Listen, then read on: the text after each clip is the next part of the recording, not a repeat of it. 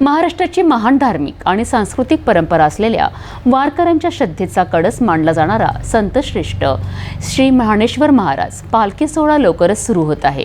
या सोहळ्यात रथामागे 14व्या क्रमांकावर असलेली अमरावती येथील श्री लक्ष्मीनारायण संस्थानची मानाची दिंडी आपल्या 160 वर्षाच्या परंपरेनुसार पंढरपूरकडे प्रस्थानासाठी सज्ज झाली आहे। शनिवार 14 जून रोजी दुपारी 4 वाजता भाजी बाजार येथील लक्ष्मीनारायण मंदिरातून या दिंडीचे प्रस्थान होणार आहे। संत ज्ञानेश्वर महाराज पालखी सोहळ्याची परंपरा 800 वर्षांहून अधिक जुनी आहे। या परंपरेचा उगम संत ज्ञानेश्वरांचे वडील विठ्ठलपंत कुलकर्णी यांच्या पंढरपूर पायी वारीतून झाल्याचा संदर्भ मिळतात।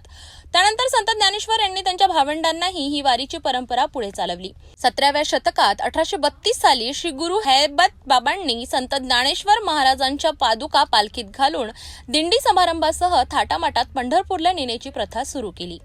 श्री हैबत बाबांनी सुरू केलेल्या या सोहळ्यात विदर्भात सद्गुरू परमपूज्य श्री राजाधिराज स्वामी विठ्ठलानंद सरस्वती यांनी दिंडी नेण्यास प्रारंभ केला। त्यांच्या प्रेरणेने आजही विदर्भातून अनेक दिंड्या पंढरपूरला जातात।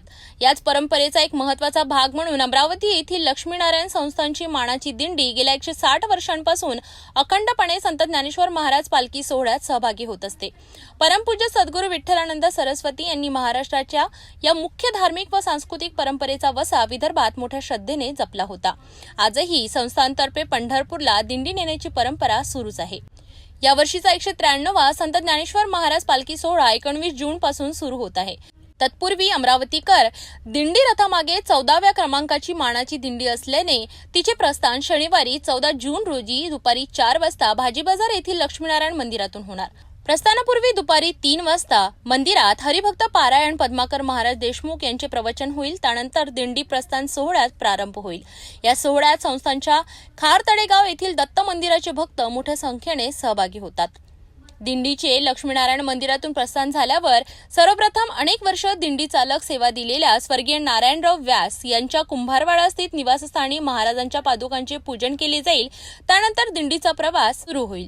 या संदर्भात माहिती देण्यासाठी संस्थांच्या पदाधिकाऱ्यांच्या वतीने पत्रकार परिषदेचे आयोजन करण्यात आले होते। या आयोजनासंदर्भात संस्थांचे अध्यक्ष ॲडव्होकेट प्रशांत देशपांडे यांनी माध्यमांशी बोलताना माहिती दिली। सर्वांना माहिती आहे की आषाढी एकादशी निमित्ताने पूर्ण देश पंढरपूरकडे निघालाय। सगळे वारकरी एका वेगळ्या उत्साहात या आनंद उत्सवासाठी पूर्ण देशभरातून निघाले असतानाच अमरावती येथील लक्ष्मीनारायण मंदिर ज्याला की साधारणतः 160 वर्षाचा इतिहास आहे, आमची पालखी इथून ज्ञानेश्वर माऊलींकडे निघाली। सांगण्यास आनंद होतो की ज्ञानेश्वर माऊलींच्या पालखीमध्ये एक 14व्या नंबरवर हक्काचं स्थान या पालखीचं असतं। गेल्या 150 वर्षाची परंपरा असलेली हे लक्ष्मीनारायण मंदिर 14 तारखेला इथून त्यांची पालखी प्रस्थान करत आहे। आज या ठिकाणी आपण जी पत्रकार परिषद बोलवली त्याचा उद्देशच हा होता की अमरावतीच्या लोकांना हे जे गतवैभव आहे गावातलं हे कळावं, लक्ष्मीनारायण संस्थांचं कार्य काय आहे हे कळावं।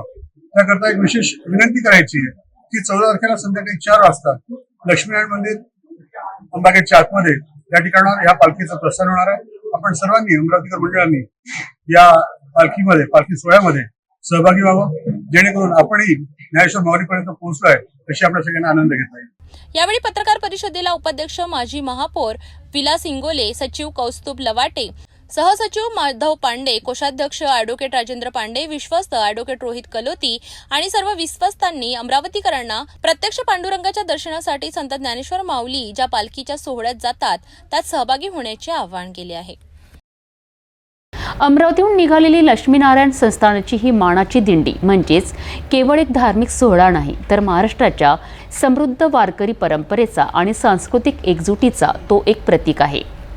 ज्ञानबा तुकाराम या जयघोषात पंढरीच्या दिशेने निघालेली ही दिंडी भक्तिरसात न्हाऊन निघणाऱ्या लाखो वारकऱ्यांसाठी प्रेरणास्थान ठरलेलं आहे।